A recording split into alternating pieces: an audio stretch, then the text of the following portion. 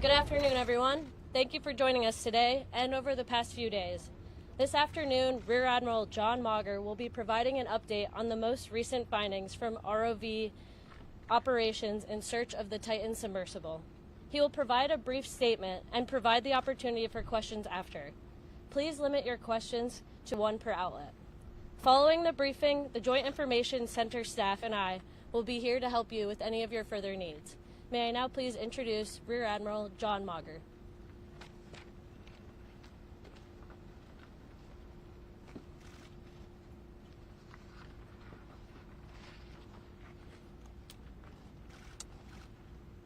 This morning, an ROV, or remote operated vehicle, from the vessel Horizon Arctic discovered the tail cone of the Titan submersible approximately 1,600 feet from the bow of the Titanic on the seafloor. The ROV subsequently found additional debris. In consultation with experts from within the Unified Command, the debris is consistent with the catastrophic loss of the pressure chamber. Upon this determination, we immediately notified the families. On behalf of the United States Coast Guard and the entire Unified Command, I offer my deepest condolences to the families. I can only imagine what this has been like for them, and I hope that this discovery provides some solace during this difficult time.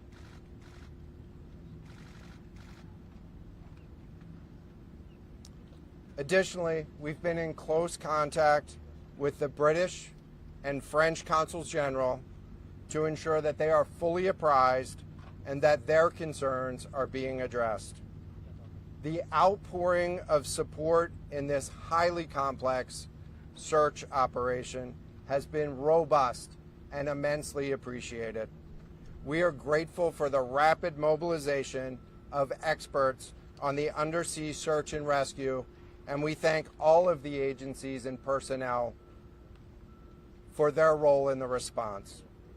We're also incredibly grateful for the full spectrum of international assistance that's been provided. The ROVs will remain on scene and continue to gather information. Again, our most heartfelt condolences go out to the loved ones of the crew.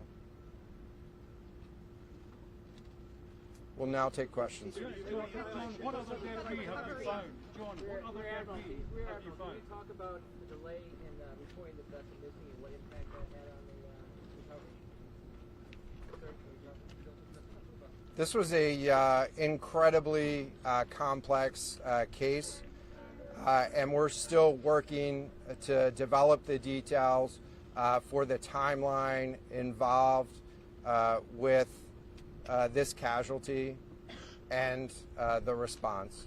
And so we'll provide that eventually. James Matthews from Sky News. John, what other debris have you found? And have you found any trace of those who were on it? So this is an incredibly complex operating environment on the seafloor, over 2 miles beneath the surface. And so the remote operating vehicle has been searching, and it is highly capable. And we've been able to classify parts of the pressure chamber for the Titan submersible. Let me refer to one of my undersea experts here, Mr.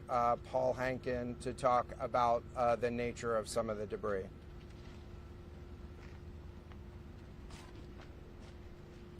Thank you, Admiral.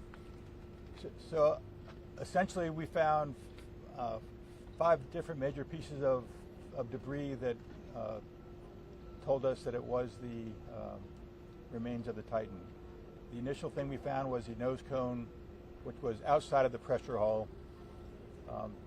We then found a large debris field. Within that large debris field, we found the front end bell of the pressure hull. that was the first indication that there was a catastrophic event. Shortly thereafter, we found a second smaller debris field. Within that debris field, we found the other end of the pressure hull, the aft end bell, which was basically comprised of the totality of that pressure vessel. We continue to map the debris field, and as the Admiral said, we will do the best we can to fully map out what's down there. It's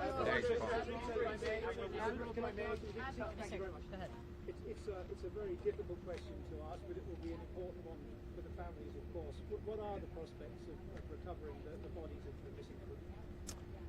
So the questions was related. I'm restating the question from the standpoint of sometimes it's hard to hear the question here. What are the prospects for recovering crew members? And so this is a incredibly unforgiving environment down there on the seafloor, and the debris is consistent with a catastrophic implosion of the vessel. And so we'll continue to work and continue to search the area down there, but I don't have an answer for prospects at this time. Admiral, it's Tom Costello at NBC News. Is there any suggestion?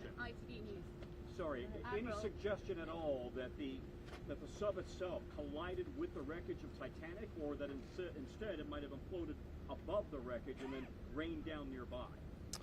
So the question was, is there any question as to whether or not the sub collided with the Titanic or whether it imploded above and debris field created from that? So the location of the Titan submersible was in an area that was approximately 1,600 feet from the wreck of the Titanic. I have an expert here that is familiar with that area and can talk about the debris field and what the debris field indicates in terms of where the casualty may have occurred. Rear Admiral, really quickly, can you tell me when that massive fleet will be called back? Hang on a second. The expert voice is coming up to answer the question. Thank you, Admiral. So the question is, where does the wreck lie in relation to the Titanic? I didn't hear the Admiral's answer. I think 1,600 feet. Was that correct, Admiral? Yep, you got it. So that's off the bow of Titanic. It's in an area where there is not any debris of Titanic. It is a smooth bottom. There, to my knowledge and anything I've seen, there's no Titanic wreckage in that area. And again, 200 plus meters from the bow, and consistent with the location of last communication for an implosion in the water column. And the size of the debris field is consistent with that implosion in the water column. Thanks. Admiral, if I can ask you a question, in terms of the timing here, you say that this was a catastrophic implosion. And I know it's early on, but is it your estimation that this happened right at the moment when they lost contact, an hour and 45 minutes after their descent? So the question was about the timing of the catastrophic implosion. Right now, it is too early to tell with that. We know that as we've been prosecuting this search over the course of the last 72 hours and beyond, that we've had sonar buoys in the water nearly continuously and have not detected any catastrophic events when those sonar buoys have been in the water. So, can you describe what happens from here, sir, in the next days and weeks in terms of finding any more debris? What happens from here? So we will. The question was, what happens from here? What's the next phase? And so right now, again, our thoughts are with the families and making sure that they have an understanding as best as we can provide of what happened and begin to find some closure. In terms of the large process, we're going to continue to investigate the site of the debris field. And then I know that there's also a lot of questions about how, why, and when did this happen. And so, those are questions that we will collect as much information as we can on now, while the governments are meeting and discussing, what an investigation of this nature of a casualty might look like. This is something that happened. I'll just remind everybody. This is something that happened in a remote portion of the ocean with people from several different countries around the world, and so it is a complex case to work through. But I'm confident that those questions will begin to get answered. Is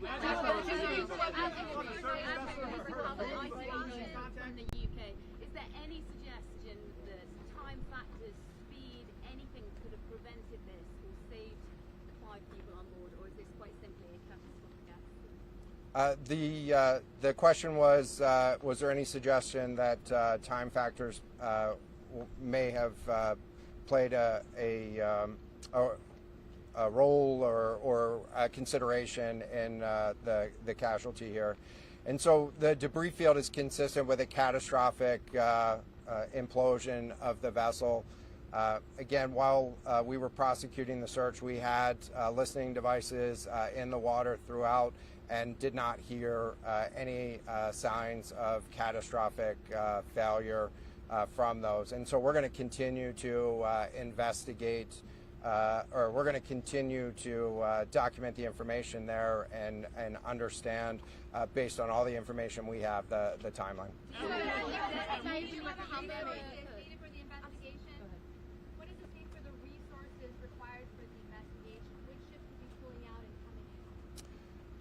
So the question was, what are the resources required for the investigation, and which ships will be pulling out and staying in? And so it's too early for me to talk about an investigation. That's a decision that's going to be taken outside of the search and efforts that I was leading. But we do have a number of vessels. We have 9 vessels on the scene right now. We had medical personnel on scene. We had other technicians on scene. And so we will begin to demobilize personnel and vessels from the scene over the course of the next 24 hours. But we're going to continue remote operations on the seafloor. And I don't have a timeline for when we would intend to stop remote operations on the seafloor at this point. As a result of this, do you think there should be changes in the way these are safety rated or inspected so that this won't happen again? Yeah, the question was essentially about do you think that there should be changes in safety ratings or inspection for these standards? I know that there's a lot of questions about why, how, when this happened, and the members of the Unified Command, have those questions too, as professionals and experts that work in this environment. And this is an incredibly difficult and dangerous environment to work in out there. But those questions about the regulations that apply and the standards, that's going to be, I'm sure, focus of future review. Right now, we're focused on documenting the scene and continuing the subfloor operation. I know we don't know the timing of things. I know we don't know the timing here. We don't know the timing here, but there was the banging noises yesterday that redirected and redeployed the ROVs to this area. Is there anything conclusive in those noises, and did that redirection and then finding this debris field today all help? So throughout the search efforts, we reacted to the information that we had available to us, and while we continue to send it off for deeper analysis. Again, really complex operating environment for us to work in. Let me check with the experts, but there doesn't appear to be any connection between the noises and the location on the seafloor. Again, this was a catastrophic implosion of the vessel, which would have generated a significant broadband sound down there that the sonar buoys would have picked up. This will be the last question. Can I just ask you about your comment regarding the family? That dropped into the ocean today. It arrived early this morning. It seems that Swiftly was able to find them in Freefield. If you talk about the speed of that, and also were all of the assets involved moved as swiftly as possible to the area? Was any help turned away, as some lawmakers have criticized the government? This was a incredibly complex operation, and we were able to mobilize an immense amount of gear to the site in just a really remarkable amount of time, given the fact that we started without any sort of vessel response plan for this or any sort of pre-staged resources. And so the equipment that was brought on site this morning that we were using was a pelagic ROV capable of operating at 6,000 meters, cameras, sonar, other articulating arms and resources on it.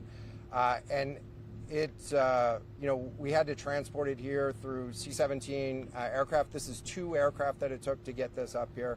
And so we've really had the right gear on site and worked as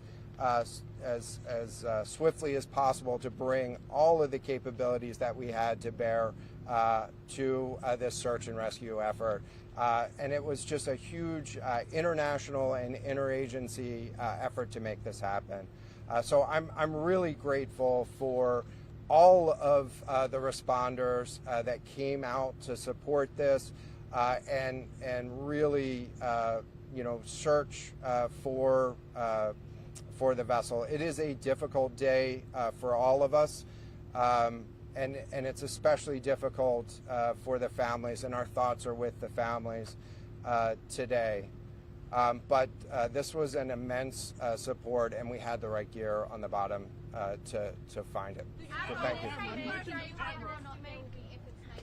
Will you attempt to recover the bodies, can we ask you? The victims, will they be recovered? Thank you so much, everyone, for attending this afternoon. There are no future planned press conferences. Updates will be shared to the USCG Northeast Twitter page, and our staff will be available to take down any questions following this. Can you Thank spell you. and give us the names of the 2 gentlemen who spoke? I can get that back to you afterwards, just so I can confirm. Thank you.